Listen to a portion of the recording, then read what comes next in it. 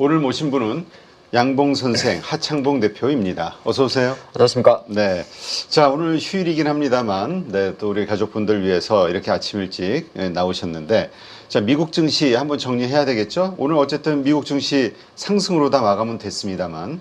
네, 꼭 우리가 휴장일 때 미국 증시는 좋더라고요. 그러게, 나스닥이 1.45%면 상당히 좋죠, 지금. 네, 사실 하루 전날 조금 기술주들이 주춤하면서 그렇지 않아도 우리나라 삼성전자 실적 발표하고 반도체 조금 안 좋았는데 밤새 미국 증시는 지금 표현을 보는 바와 마찬가지로 약간 나스닥 쪽에서 상당히 좋은 테크주의 반등이 나왔습니다. 이게 일중 흐름인데 거의 이 정도 힘이면은 뭐 종가 양봉으로 마감했다 볼 수가 있고요.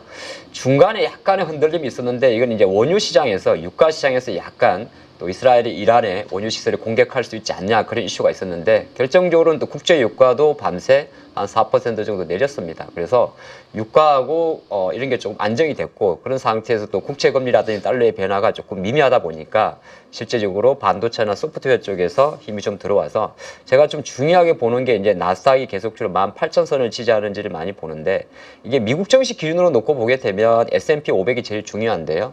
최근에 미국의 모 IB 쪽에서는 6,000선까지도 보고 있거든요. 그래서 그런 관점인데 우리나라 한국 증시와 영향을 놓고 보게 되면 항상 기술주 나스닥의 흐름이 좋기 때문에 이런 게 좀 주목을 해야 될 것 같고 조금 이어서 보게 되면은 섹터별로 하루 전날과 완전 다른 모습이었습니다. 그렇지, 기술주 중심으로. 네, 하루 전날은 우리가 M7이라고 이야기하는 엔비디아 빼고 나서 마이크로소프트, 애플, 구글, 메타, 아마존, 테슬라, 엔비디아 이렇게 7개 다 내려갔었는데 지금 10월 2주차 접어들어서 장의 주도는 아무래도 엔비디아가 될 것 같습니다. 그리고 이제 소프트웨어 쪽에서도 뭐 브로드콘 같은 경우도 최근에 좋은 흐름을 좀 보여주고 있고요. 약간 최근에 그 애플 같은 경우도 아이폰 16에 대한 기대치가 조금 낮다 그러면서 좀 부침이 있었는데 골고루 좀 들어온 모습이었고 가장 특징적인 거는 바로 이 종목이 될 것 같습니다.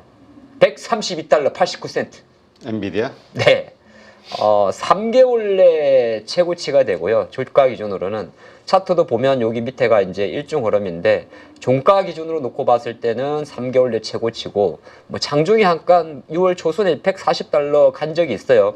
이게 10분의 1 액면 분할을 했으니까 주식 분할을 했으니까 우리가 상반기 기준으로는 지금 1,300달러까지 올라간 거죠. 네. 네, 그렇게 계산해 볼 수가 있는데 보니까 5거래일 연속 상승을 하고 있고 주간 14% 정도가 올랐고 이번 주에 120달러 후반 오면서 이제 다시 시가총액 2위, 1위가 이제 MBA 마이크로소프트고 다시 2위에 탈환했었는데 어제 종가 기준으로는 130달러 이상이면은 3조 2천억 달러 정도의 시가총액을 보여주는 그림이 되는데 같은 내용의 반복이에요. 전스랑 CEO가 최근에 우리 블랙웰 수요 미쳤다 그런 내용도 있는데 그 미쳤다는 어떤 내피셜보다는 어제 같은 경우는 이제 데이터에 대한 이야기를 좀 해줬습니다. 어떤 데이터냐면 실제적으로 4분기 기준으로 블랙웰 같은 경우는 그러니까 AI 칩을 말하는 거죠. 25만 30만 K 정도의 수량이 예상된다고 이야기를 하는 거고 내년 1분기 정도가 되게 되면 블랙웰 같은 경우도 3배 이상 증가하지 않겠느냐 그런 내용이거든요. 그래서 한국의 반도체를 바라볼 때 사실 최근에 한 달, 2달 정도에 삼성이나 하이닉스는 부진하지만은 미국도 마찬가지예요. 최근에 뭐 모건스탠리의 반도체 겨울이 온다고 할 때도 항상 AI 쪽에 대해서는 이 물음표보다는 느낌표를 던져줬는데 미국 증시에서도 이제 하드웨어 디바이스 우리가 말할 때 마이크론 테크놀로지라든지 이런 기업들의 주가는 여전히 부진하지만은 소프트웨어 디바이스를 할 수 있고 칩 설계를 할 수 있는 엔비디아라든지 AMD라든지 최근에는 슈퍼 마이크로 컴퓨터라든지 또 심지어 AI 빅데이터를 제공하는 팔란티어 같은 기업의 주가는 상당히 우상향을 하고 있기 때문에 한편으로는 시장이 여전히 AI라는 큰 틀은 가고 있다. 그거는 이제 인지를 하고 가야 된다. 저는 그렇게 봤습니다. 네. 하여튼 엔비디아의 덕분이겠죠. 상승 덕분. 네. 반도체 지수가 필라델피아 반도체 지수가 어쨌든 1.3% 상승으로 마감이 됐습니다. 한국이 참 아쉽긴 하네요. 오늘 만약에 열렸으면 어제 반도체주들 우수수 낙엽 떨어지듯이 하락했는데 오늘 상당히 좀 반등이 있었을 것 같은데 아쉽네. 그쵸. 뭐 그래는 한국은 이제 한글날로 오늘 휴장을 합니다만은 근데 이런 것도 있어요. 아마 제가 볼 때 목요일날 아침에 그래도 하이닉스나 뭐 일부 종목들 좀 움직임 나쁠 것 같지는 않은데 왜 그러냐면 이 주가 레벨이 앞자리가 바뀔 때 있지 않습니까? 네. 129달러 99센트하고 130달러 01센트는 느낌이 다른 거거든요. 그래서 아마 물론 이제 하루 정도 미국 거래량이 좀 남아 있습니다만은 지금의 흐름 자체가 약간 우상향하는 그림이 있기 때문에 제가 생각할 때는 실제적으로 이 흐름 자체를 우리가 휴장하고 열리는 목요일장에도 일정 부분 특별한 변수가 없다면 반영될 확률이 있습니다. 이게 왜냐하면 주가 관점에서 이거를 앞자리가 132라는 13으로 바뀌었기 때문에 네. 이 부분이 좀 있고, 저도 사실 엔비디아의 지금 현재로서는 주주입니다. 개인적으로 주주인데 제가 원래 생각했던 단기적인 가격대는 대략 135달러부터 분할 매도할 생각이었는데 지금은 예측 매매는 할 필요가 없을 것 같아요. 주가가 이제 보이는 올라가는데 굳이 제가 이제 102달러 초반에 샀단 말이죠, 개인적으로. 근데 많이는 못 샀어요. 조금 그냥 해보는 건데, 시황을 분석하기 위해서 해보는 건데, 제 생각으로는 애초 생각은 135달러부터 분할 매도였는데 지금 페이스라면 조금 열어두는 것도 낫겠다 보겠습니다. 네. 하여튼 어제 항생이 10% 폭락을 해버려가지고 그렇죠.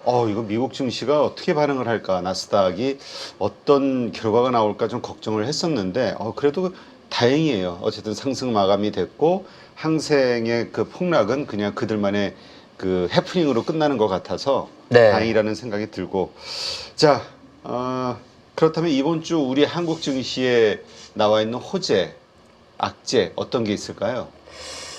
호악재를 제가 구분하다 보니까 두리뭉실하게 한번 정리를 해봤거든요. 호재, 과연 한국 증시에서 호재는 뭘까 생각을 해봤는데 잘 안 보이더라고요. 어제 뭐 저 표시돼 있네. LG엔솔. 네. LG엔솔의 실적이 삼성전자 쇼크 아침에는 네. 삼성전자 실적 쇼크였고 오후 좀 지나서는 LG엔솔의 깜짝 실적이라고 표현하기 좀 민망합니다만 어쨌든 맞습니다. 컨센서스보다 위쪽이니까. 네. 근데 또 배터리 LG엔솔은 또 따로 준비한 게 있으니까 저걸 해보면 그냥 두리뭉실하게 한번 적어봤어요.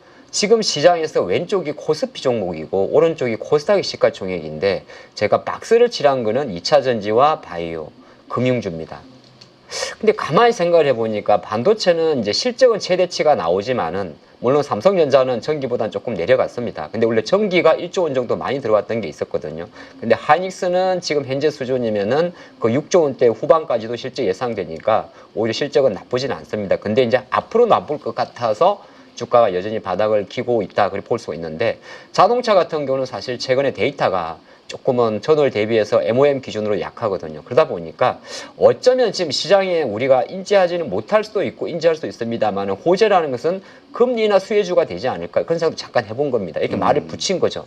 자동차, 전기차라는 섹터도 물론 앞으로 겪어야 될 길이 많습니다만은 전기차 캐점의 돌파 자체는 저가 전기차와 고금리로 인한 오토론 금리의 하락이잖아요. 그런 관점, 그리고 고금리로 인한 공장 정설의 지연, 이런 것 다 복합적이기 때문에 실제적으로 어떻게 보면 코스피 쪽의 미차전지와 바이오, 그 다음에 코스닥 쪽에 알테오젯, 에코프로 BM, 에코프로, HLB, 엔캠, 니가캠 바이오로 대변되는 대부분의 제약 바이오와 2차전지주가 어찌 보면 우리나라 증시에 지금 현재 시장보다 상당히 강한 호재가 아닐까, 그렇게 한번 생각을 해봤고, 다음으로 조금 보면 악재는 뭘까를 생각하게 되면 이게 공존돼 있는데 사실 많은 매체들이 삼성전자의 실적을 보고 쇼크란 표현을 쓰더라고요. 과연 쇼크일까 아니면은 어떻게 생각할지는 모르겠어요. 제가 볼 때는 쇼크는 아닙니다. 뭐 쇼크라 볼 수도 있어요. 쇼크라는 게 이제 컨센서스보다 못 나오면 쇼크는 맞긴 맞으니까.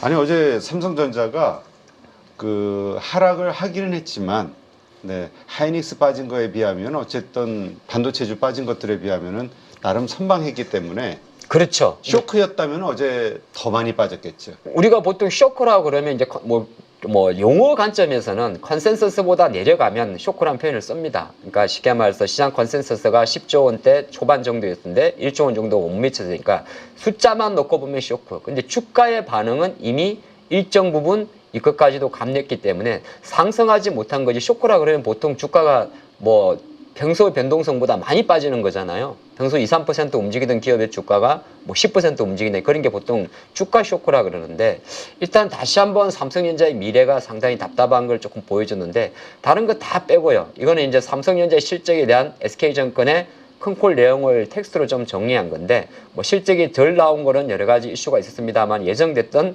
뭐 메모리 시장의 어떤 부진도 좀 감소한 것도 있고 실제적으로 보면 메모리 쪽이 보면 5조 8천억이 나왔지 않습니까? 그럼 D램과 낸더를 합치게 되면 대략 5조 8천억 정도인데 실제적으로 DS 사업부에서 까먹은 거는 오른쪽에 있는 파운드리 시스템 LSI 부분이거든요. 그러니까 이 부분이 이제 실제 계속 지금 적자폭이 확대가 됐죠. 제가 알기로 확대된 걸로 알고 있거든요. 뭐 많이 아시겠습니다만 파운드리나 시스템 LSI가 전방 산업 자체가 우리가 삼성 스마트폰을 생각하면 뭐 엑시노스라는 브랜드가 있는 거고, 근데 실제적으로 삼성도 일부 스마트폰 모델에도 자체 엑시노스를 사용을 하고 있습니다만은 대부분이 퀄컴이나 스냅드래곤을 사용하고 있는 거고, 삼성전자의 예를 들어서 차량용 반도체 쪽도 옥시너스 오토 모델을 쓰고 있긴 있습니다만은 그것도 시험 테스트하는 과정이기 때문에 사실 삼성이 앞으로의 미래에서 디램이나 낸드 같은 거는 사이클 산업이고 파운드리나 시스템 LSI 같은 경우는 비사이클 사업이기 때문에 이쪽에서의 흑자 전환이 급선무인데 여전히 적자가 좀 부담되는 게 전체 DS 사업 부분의 영업이익을 감소시키는 요인이 되는 건데 과연 이건 앞으로의 삼성의 미래고 숙제가 될 것 같습니다. 근데 다만 주가 관점에서 놓고 봤을 때 이 구조라는 숫자에 대해서 시장이 어느 정도 인지하고 있지 않았을까에 대한 생각을 좀 해볼 수가 있고, 한편으로는 삼성전자가 이렇게 역사적 저점에 있을까 정도를 생각을 하면 물론 이제 미래는 딱 트리거는 그거겠죠. 많은 분들이 겠지만은 과연 HBM3 본격화가 언제 들어가냐가 가장 핵심일 거거든요. 그러니까 HBM3E 네, 5세대 12단. 그렇죠. 그렇습니다. 그게 돼야 된다 이 얘기를 하던데. 그게 이제 또 퀄 테스트를 통과한다고 해서 모든 게 해결되는 건 아니지 않겠습니까? 또 남아있는 수율 문제가 있는 거고. 근데 어떻게 보게 되면 기존의 디램이나 낸드는 실제적으로 재고 조정을 통해서 수요는 아직까지 어렵지 않습니다. 최근 3년 동안 글로벌 어떤 상품 가격, 원자재도 마찬가지고 반도체 매물도 마찬가지고 수요단에 의한 가격 상승보다는 공급단에 의한 가격 상승이 되게 많았거든요. 그러니까 공급을 축소시키면서 가격이 오르는 걸 말하는데 실제적으로 이제 기저 효과가 있기 때문에 시간이 가면 갈수록 디램이나 낸드에서의 이제 영업이익의 증가 속도는 둔화될 수밖에 없기 때문에 결정적으로는 삼성전자는 향후 파운드리 부분에서의 적자 축소와 HBM3로 넘어가는, 사실 과연 정말 최근의 증권사 관점에서 25년도 1분기를 전망을 하고 있는데 될지 안 될지는 알 수는 없습니다. 하지만 아까 잠깐 봤던 실제적으로 엔비디아의 블랙홀에 대한 수요 자체가 만약에 폭증하고 젠슨왕 CEO가 그런 이야기를 하지 않습니까? 아까 제가 이야기를 하다 말았는데 내년도 1분기 기준으로는 수요가 3배까지 증가한다 그러거든요. 그럼 엔비디아 입장에서도 하이닉스 하나 또는 마이크론 테스터 이렇게 가기보다는 아마 멀티 유저, 멀티를 사용할 가능성이 높기 때문에 우리가 또 많은 투자분들은 너무 안 된다 단정하기보다는 그래도 시기의 문제일 뿐 HBM3의 엔비디아 납품 가능성, 그거에 어떻게 보면 모멘텀이고, 주가가 조금 여타 종목보다 많이 빠진 거는 우리가 인지하지 못하는, 제가 가끔 오죽하면 이거 약간 여담인데 풍선 띄워서 그런가까지도 생각을 해봤거든요. 너무 여담으로 갔어요. 아니 어쨌든 간에 생각보다 실적이 나쁘긴 하지만 이렇게 삼성전자를 6만 원까지 패댕이 친다는 거는 뭐 복합적인 이제 정량적 분석 말고 정성적 분석에서 할 수 있는 어떤 수급적인 문제는 있지 않을까 이런 생각도 해보고 있습니다. 자, 그러면 어쨌든 이러한 이슈들로 인해서 어제 한국 증시는 하락으로 끝났습니다만 다들 기대하고 있는 게 뭐냐면 중국이 세계에서 꼴찌하다가 이렇게 한 방에 그냥 팍 튄 것처럼 네. 우리도 너무나 짓눌려 있었기 때문에 한번 튀지 않겠냐, 그런 기대를 갖고 있는 분들도 좀 있어요. 그러다 보니까 이러한 우리의 흐름에 좀 영향을 줄 만한 또 글로벌 이슈들은 또 뭐가 있을까, 그런 것도 한번 좀 점검해 볼까요? 네, 뭐 이슈하고 조금 빨리 달려서 하면 지금 글로벌 이슈는 사실 2개 정도가 10월 달에 좀 이슈가 됐거든요. 하나가 유가 부분이고 하나가 국채 수익률이 폭등한 부분인데, 유가는 지금 현재 시장에서는 시장에 그렇게 부담을 주고 있지는 않아요. 실제적으로 WTI가 뭐 약간 최근에 브렌트유는 80달러까지 갔었고 중동 이슈가 좀 확산되고 계속 지속되다 보니까 유가가 많이 변동성을 보였었는데 주간 기준으로 유가가 한 14% 정도 올랐다가 지금 4% 정도가 내려왔어요. 근데 그건 왜 그러냐면 뭐 이스라엘의 이란 정유시설 공격 이야기도 좀 있었고, 다른 한편으로는 이 가자 지역 어떤 분쟁 이슈 때문에 원유 공급 자체가 30에서 40만 배럴 정도 감소할 수 있지 않을까 그렇게 전망을 했는데, 실제적으로 원유의 감소폭이 좀 없었어요. 그래서 향후의 정시 변수 관점에서는 유가가 굉장히 체크해야 되는데, 생각보다 좀 안정적이기 때문에 인지는 하지만은 유가로 인한 다시 뭐 미국의 물가 상승이나 이런 거기까지는 조금 지켜볼 필요가 있고, 가장 이제 최근에 미국이 경제 지표가 잘 나오면서 시장에서 이게 화두가 됐죠.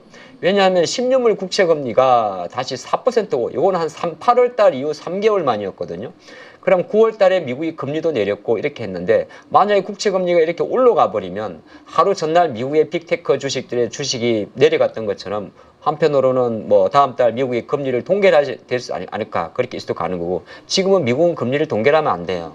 오히려 시장에서 원하는 수순대로 거의 25bp 수준으로 인하하는 그림으로 가지 않을까 보고 있는데, 일단 반짝 반등했던 국채 금리가 조금 이 자리에서 제가 볼 때 멈출 것 같습니다. 이게 이제 첫 번째 변수가 되고, 두 번째 같은 경우는 우리나라 같은 경우 아까 말씀하신 게 바로 이런 것도 될 수가 있는데, 우리가 폭등까지는 할까 모르겠는데 금요일 날 우리나라가 금리 결정이 있습니다. 그렇죠. 네, 22년도에 요때죠. 22년도 요때 2월 달에 1.25% 하다가 다다다다다 해서, 자, 23년도 1월 달에 3.5까지 올랐다가 지금 대략 9개월 연속 동계를 하고 있고요. 최근에 이제 물론 채권 전문가의 한 70% 정도는 금리 인하 쪽에 좀 베팅을 하고 있더라고요. 그래서 한 25bp 정도 인하를 하게 되는데, 물론 보게 되면 가계빚 우려를 항상 하는 데서도 염려를 합니다. 가계 부채를 말하는 건데. 그렇죠. 지금 2,700조? 뭐 거의 그러더만. 네, 그러니까 근데 항상 제가 금통위 정책을 보면 이걸 두 가지 다를 만족시킬 수는 없거든요. 그러다 보니까 내수 부진과 최근에 우리나라의 CPI도 2% 초반이란 말이죠. 그러니까 내수가 부진한 부분과 물가가 어느 안정한 부분에 포커스를 둘지, 아니면 여전히 가계부채 폭탄에 무게를 둘지, 여기에 무게를 두게 되면은 금리 인하 쪽으로 가는 게 맞는 거고, 가계빚 우려를 계속 염려한다고 한다면 금리를 인하하기보다는 동결로 가는 게 맞긴 맞는데, 실제적으로 놓고 보게 되면 여기 기사 헤드라인만 제가 여러 가지 기사를 보다가 하나만 딱 캡치했는데, 일단은 이 인하 쪽으로 무게를 가지 않나 생각을 합니다. 왜냐하면 미국도 실제적으로 금리를 인하한 것도 있고, 여기에 이제 오늘 나온 이슈 중에서 우리나라가 가장 9월 때 중요한 게 세계 채권 지수에 편입이 됐거든요.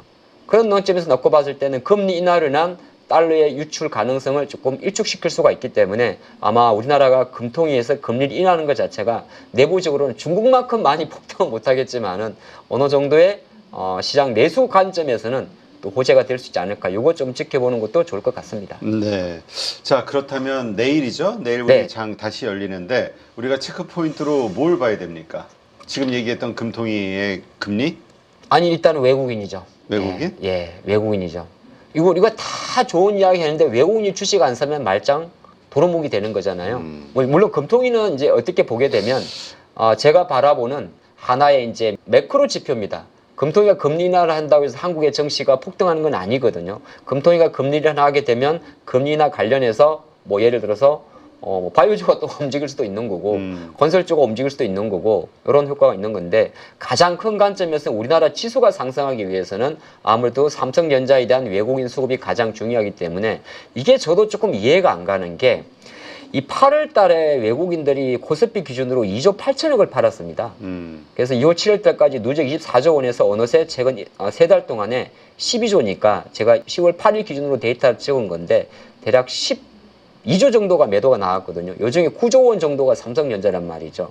근데 7월 달부터 외국인이 폭격적인 매도가 나온 요때가 엔화가 160엔부터 떨어지면서 이제 엔화 NK 청산의 우려를 이야기했지 않습니까? 근데 실제적으로 최근에 엔화 같은 경우는 어느 정도 다시 148엔대까지 많이 올라왔어요. 그래서 이거는 일본 BOJ도 마찬가지고 일본의 신종재도 마찬가지고 급격한 금리 인상 쪽으로 가진 않겠다. 시장 수순에 맞겠다. 그런 이야기를 하면서 엔화 시장은 어느 정도 변동은 완성이 됐는데, 우리나라 같은 경우는 빠질 때는 같이 빠졌는데 실제적으로 9월 달에는 최악의 한 달을 보냈던 거죠. 그런 관점에서는 10월 달은 제가 볼 때는 일단 외국인 매도가 뭐 지난달보다 많을 것 같지는 않습니다만은, 중요한 거는 우리나라 증시에서 가장 중요한 거는 삼성전자에 대한 외국인 매도가 멈추는 게 가장 중요할 것 같습니다. 마침 이제 아까 조금 전에 봤던 대로 실적을 발표한 상황에서 지금 현재 엔비디아의 주가가 다시 고점을 잡는 과정에서 향후 그림에서 과연 외국인이 어느 정도 매도세를 점정하고 일정 부분의 삼성전자의 매수가 들어오는지가 국내 지수 관점에서는 제일 중요할 것 같습니다. 네. 하여튼 그 2022년도에도 그 뭐죠? 삼성전자가 거의 6만 원 하단, 그러니까 5만 원까지 갔었던 일시적이지만 네. 그때도 외국인의 매도가 나왔었습니다만 그때 규모와 지금 규모가 좀 상당히 달라서 많은 분들이 좀 걱정을 하기는 해요. 이게 뭔가 도대체 우리가 알지 못하는 무슨 문제가 있나? 그때는 뭐 평균 뭐 팔아야 한 200만 주, 300만 주 팔던 것이 올해 요즘은 뭐 500만 주, 1000만 주, 800만 주 이러니까 이게 어떻게 봐야 될까? 과연 외국인이 언제 사줄 수 있을까? 지금 매도 기세로 봐서는 쉽지 않을 것 같은 느낌이 자꾸 들어가지고. 뭐 한편으로는 반도체에 대한 부분이 될 수도 있을 거고 삼성전자의 우리나라의 코스피 시가총액의 입지 자체가 대략 20% 전후의 점유율을 갖고 있다면 한국 주식에 대한 비중을 아마 조정하는 데도 삼성전자는 약간 안 좋은 쪽으로 작용하는 것도 없지 않아 있을 것 같습니다. 이건 그러니까 코리아 디스카운트에 대한 불신 이슈도 생길 수가 있다고 생각을 하거든요. 그러니까 이게 복합적입니다. 그러니까 단순하게 반도체만으로 삼성전자를 파는 것 같지는 않아요. 그러게. 그래서 아니면 한국 경제 뭐가 문제가 있나? 하여튼 뭐 우리 대표적인 기업이다 보니까 별의별 걱정이 다 되는 네. 거라고 이제 보는데, 자 어쨌건 지금 시점에서 이제 증시에 영향을 줄 변수는 아까 말씀드린 데 외국인의 이제 매수가 어느 정도 결국 외국인에 달렸다. 네, 그렇게 볼 수가 있는 거고 시장은 사실 제가 생각할 때는 우리나라 장의 관점에서는 주도주 부재라는 단어가 맞는 것 같습니다. 근데 여기 주도주 부재라는 건 뭐냐면 일단은 이 표가 뭐냐면 빨간 선이 이제 파란 선이 코스피 주가 지수고 빨간 선이 이제 상승 하락의 비율인데 최근 한 달 동안 놓고 보게 되면은 삼성전자가 부진하지 실제적으로 삼성전자가 아닌 종목의 변동성은 뭐 그림이 조금 작은데요. 지수보다 높게 있어요.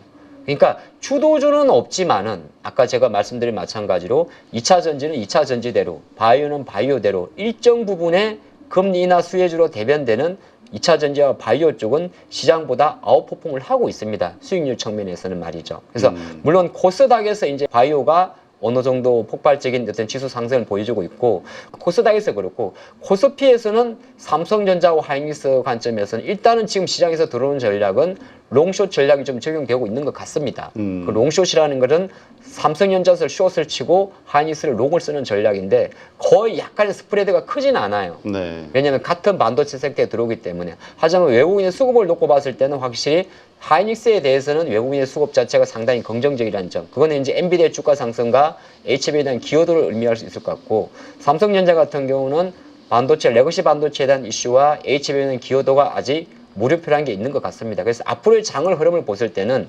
삼성전자를 보면 지수를 안 보일 것이고 삼성전자를 보지 않는다면 시장 관점에서는 지수가 또 보입니다. 왜냐하면 외국인들이 아까 봤을 때 이렇게 주식을 많이 파는 것 같아도 실제적으로 금융주하고 2차 전지하고 제약바이오는 사고 있거든요. 그리고 지금이 9월, 10월 달에 3분의 1 정도인데 여전히 전달에 비해서 누적 매도 금액이 1조를 넘지 않는다는 것은 삼성전자에 대한 매도 강도만 어느 정도 일축이 되면 시장은 9월간 기준으로 외국인 순매수가 10월 달에는 일시적으로 유입될 가능성도 남아있지 않을까 그렇게 조심스레 희망과 예측을 해보겠습니다. 네. 자 그렇다면 지금 시점 주목해야 되는 종목들 뭐가 있습니까?